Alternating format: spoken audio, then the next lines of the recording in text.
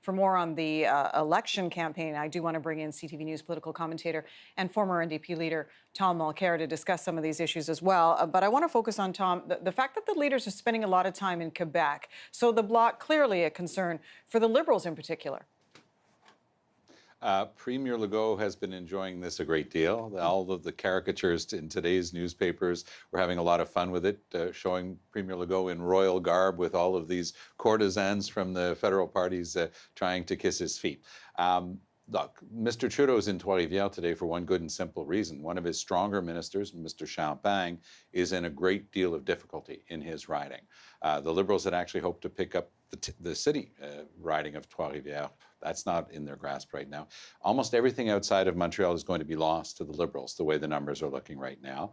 And even some of the things on the island of Montreal that they had hoped, for example, to pick up from the NDP, don't look like they're within their grasp. So it's a very tough time right now for the Liberals in the province of Quebec.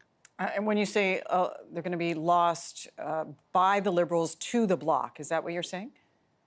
Yes, right, even on the island of Montreal, because the Bloc's, of course, concentrated outside of Montreal. So you can think of a place like Victoriaville, where Andrew Scheer's Quebec lieutenant has been the MP for a while. His name is Alain Reyes. Very strong MP, very capable guy. He had been going around the province. He was so sure of getting reelected. He had been helping other conservatives around Quebec. Well, Andrew Scheer had to come into his riding to try to give him a hand. So it shows that they're very worried even about what were supposed to have been their surest ridings. The Bloc is playing havoc with everybody's predictions on this campaign so far. The NDP, we won 16 seats in 2015. Only 8 of those 16 are running in this election. They had hoped, and they still have reasonable hope to see at least 5 or 6 of them reelected.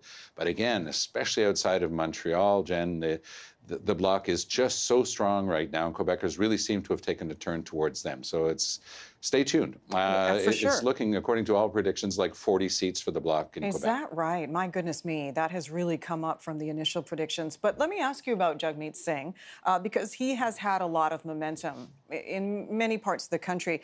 And he's been in Quebec. Even if he doesn't win those seats that you talk about, could he take away the vote from the Liberals because of his popularity and thereby guarantee a Bloc victory? Well, that's why I thought it was so smart for Jagmeet Singh to very clearly put on the table the idea of a coalition, because then you get into the whole debate about strategic voting. Jagmeet Singh has won a lot of hearts and minds in Quebec. And I would say that the examples that I was giving, the 5 or 6 NDP ridings that now appear that they might be able to hold on to, that's largely because of Jagmeet Singh's very strong performance. So that argument about splitting the vote, of course, is absolutely what the Liberals are going to be saying to people between now and Monday. It's almost as if they own the vote.